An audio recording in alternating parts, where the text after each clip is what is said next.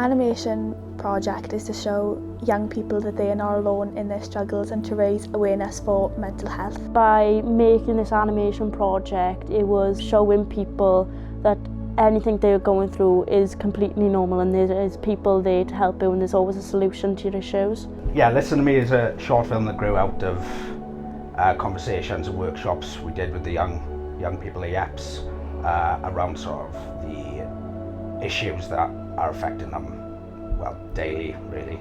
Working with Jamie Custard was amazing. They come in to do the workshops with the young people, so that was fantastic because they build up a rapport with the young people. It was about making something that kids didn't just relate to, but felt that that was how they saw the world, that's getting their thoughts, getting their experiences, and actually having them listened to. The project has helped me a lot with confidence, not only myself, but in my ideas.